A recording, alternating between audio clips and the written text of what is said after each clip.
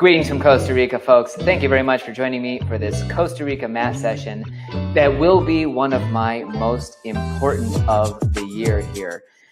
I've got an opportunity I want to talk to you about that is going to be by and very much surpass all of my other real estate transactions this year as the most important deal that I hope to put together here in Guanacaste, Costa Rica. This area is renowned for the dry tropical forest ecosystem that is the dominant ecosystem you see here in Guanacaste. That forest is extremely precious, and it is the source of water, really, for local communities, because that forest is what helps recharge our groundwater aquifers. I've been passionately involved for years with an organization now called the Guanacaste Water Center. I originally directed this organization from 2010 until 2017, basically the years between Peace Corps and my second son being born. And this organization not only has a huge impact today, but it has an enormous 187-acre opportunity to conserve some land at an extremely low price.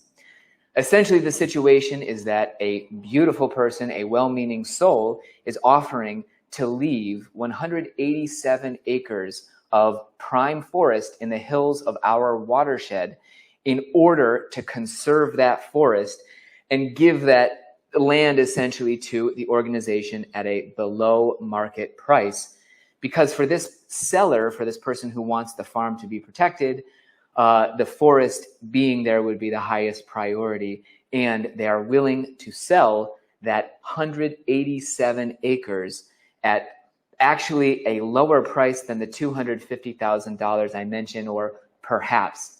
We'll talk about that, the details of this farm, and the conservation of opportunity here on my channel today.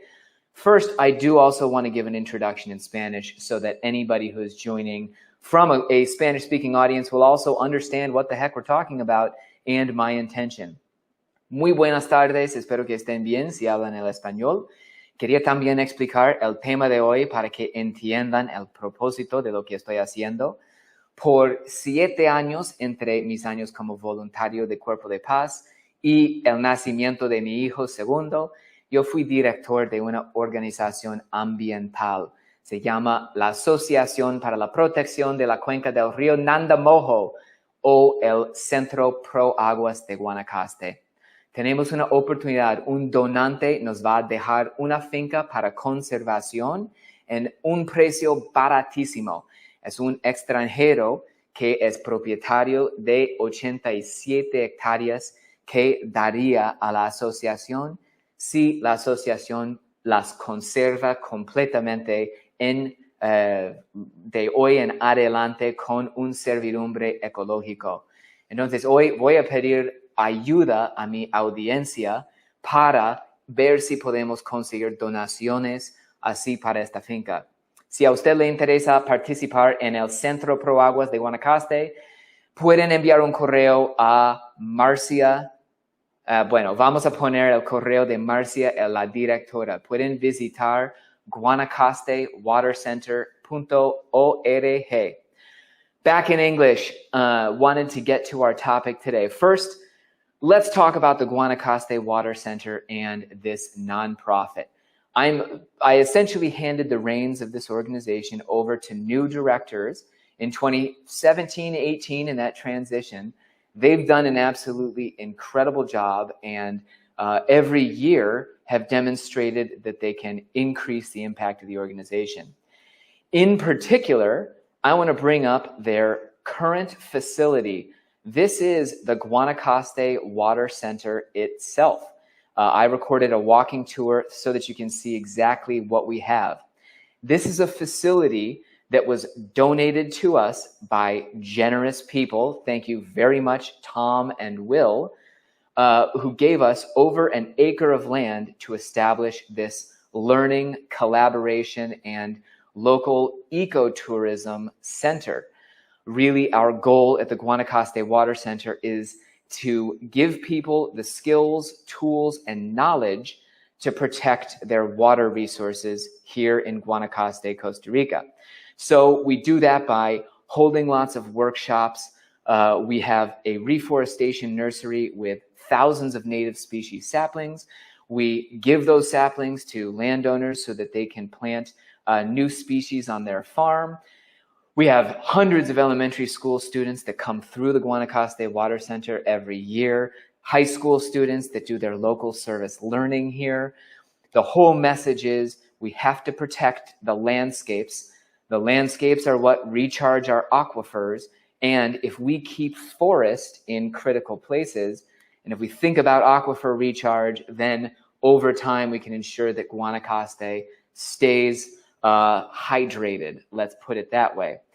Every community here is dependent on a localized groundwater well. Some of those are very shallow, so aquifer recharge is extremely important to making sure those wells have water during the dry season. Obviously, in 2014 and 15, we had a huge drought in Guanacaste where a lot of communities ran out of water.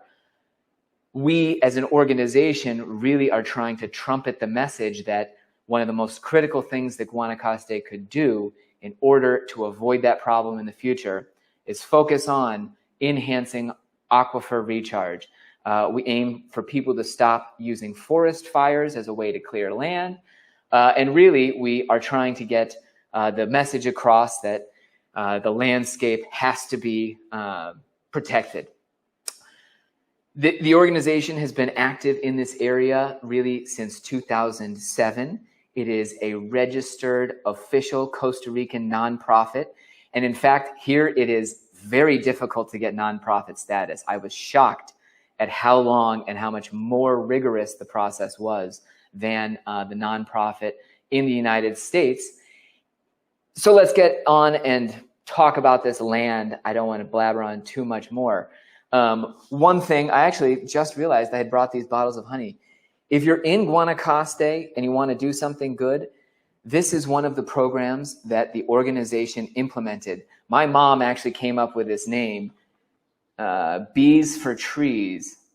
This is honey where we gave loans to people so that they could diversify their income.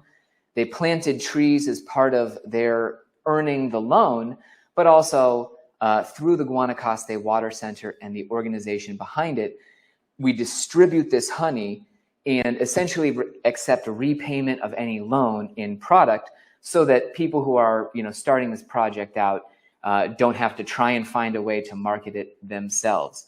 Bees for Trees honey is one of the million things we want to sell at the Guanacaste Water Center as part of a larger vision of generating green jobs in the area. So, by the way, if you haven't been to the Guanacaste Water Center, let's pull it up here so that you can get an idea of where we are talking about. The Guanacaste Water Center is located just before you get to Paraíso down here. So essentially, we are the paved highway south of Tamarindo. You can't miss it. There are those big signs out on the major highway. The land that we actually have an opportunity to conserve is within the Nandamojo watershed. Let's talk about that just briefly here. You can see on Google Maps that there is a basin here that extends all the way from the town of 27 de Abril out to the river mouth here in Playa Junquial.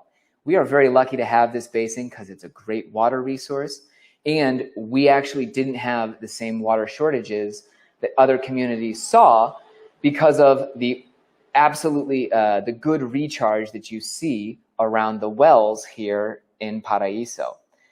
The land that we have an opportunity to preserve is up here in the absolutely critical parts of the watershed.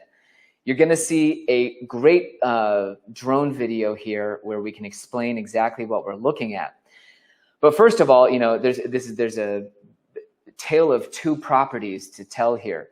Right here, there was a developer who came in and cut all kinds of roads on very steep hills for development. This whole micro watershed, the area that captures water and drains out here, became an absolute eroded mess as a result. You have tons of sediment down at the bottom here. And yes, when developers go in and cut, and they don't do anything to control the erosion, you end up with a degraded landscape. And you can see a little bit here. These pictures were taken during the rainy season.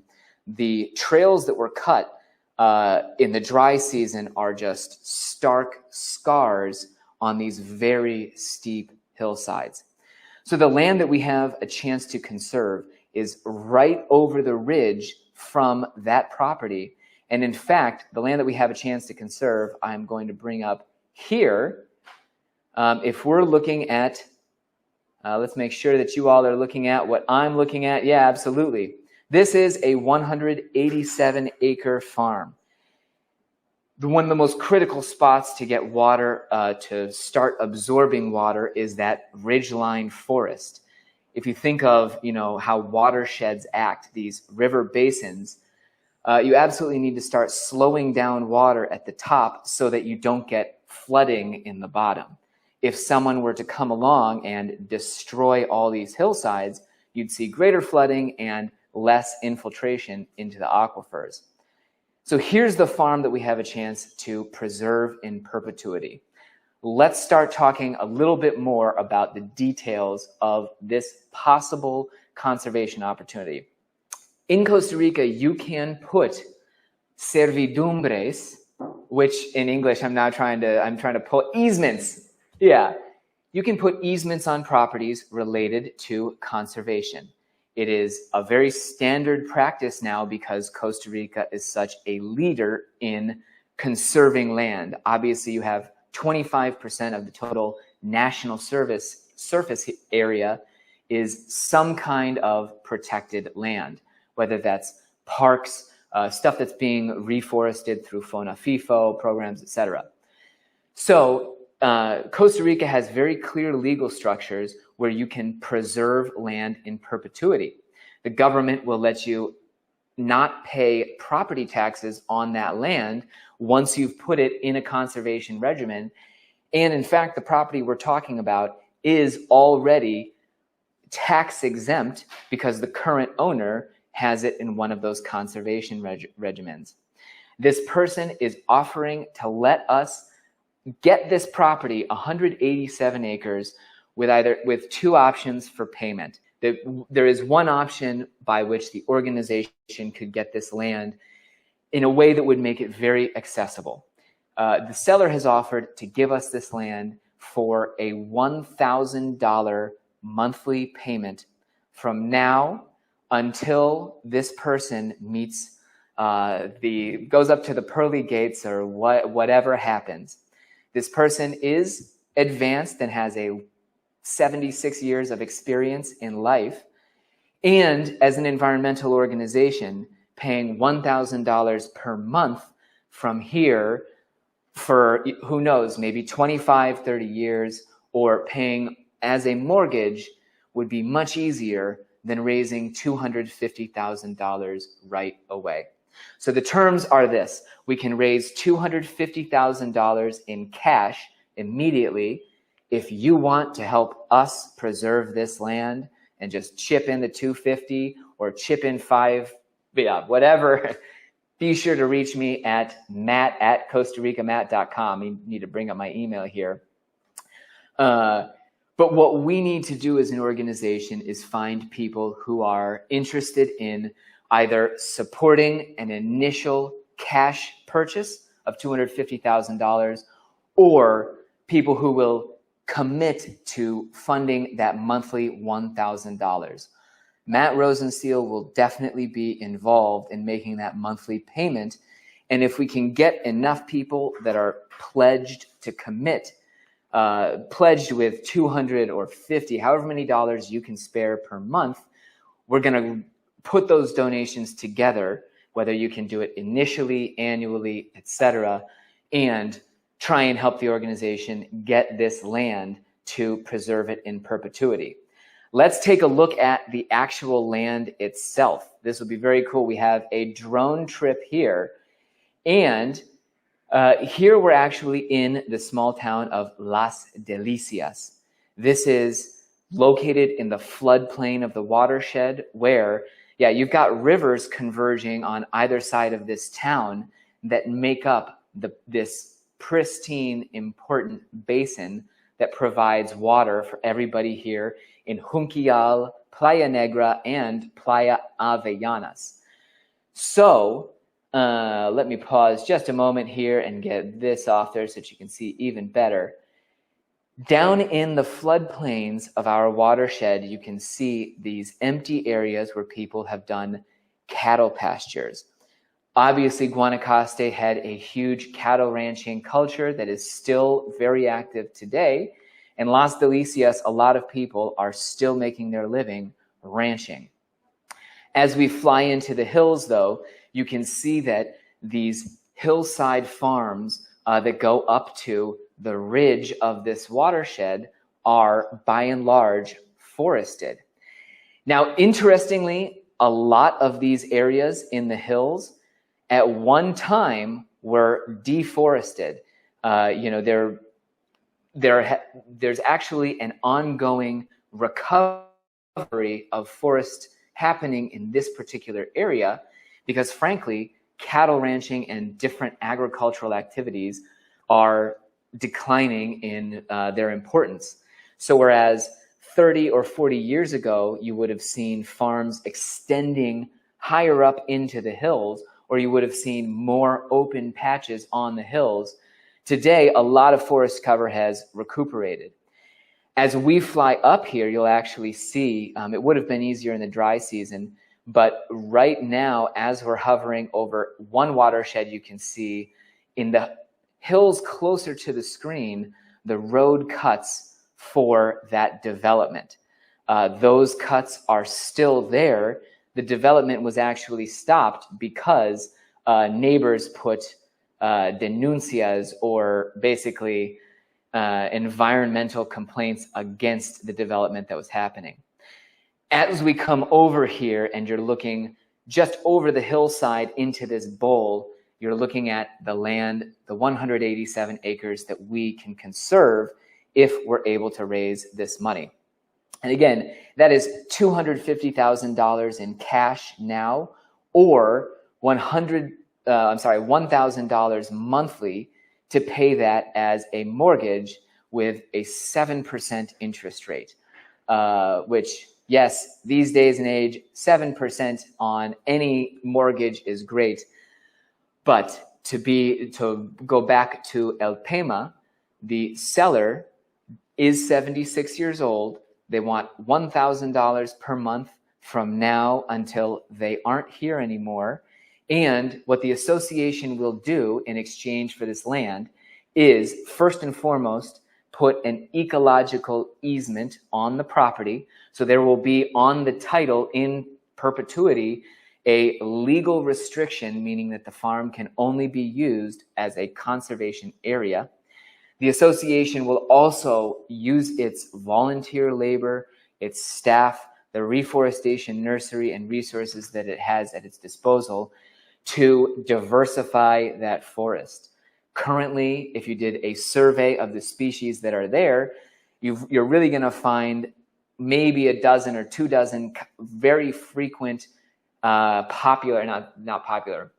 tree species that are secondary regrowth species. A lot of this land was cattle pasture. They did extract a lot of wood, Guanacaste, mahogany, Spanish cedar, rosewood.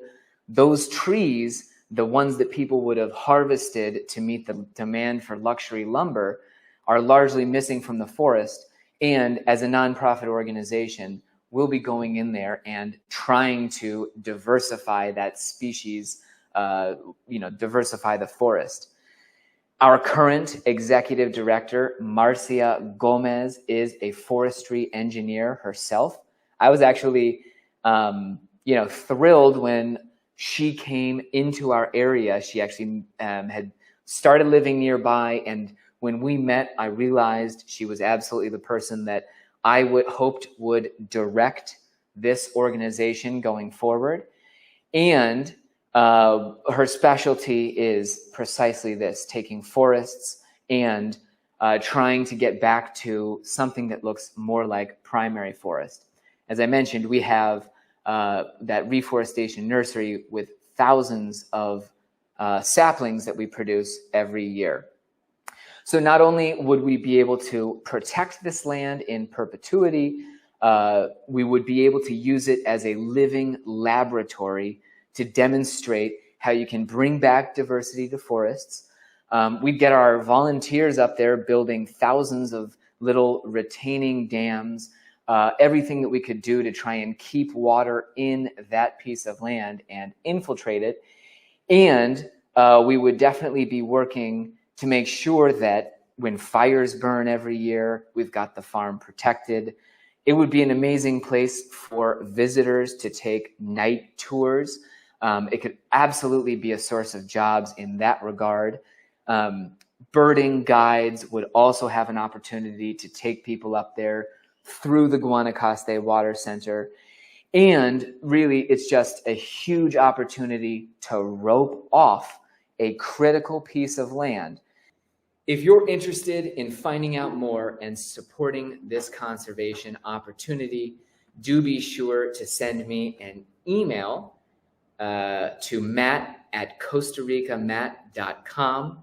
Otra vez, si les interesa involucrarse, esta es mi dirección. Les pongo en contacto con la nueva directora de la ONG. Thanks very much for joining me today. Sorry we had that little glitch there at the end. Have a great day, folks, and pura vida. Let me know if you want to help me on that forest.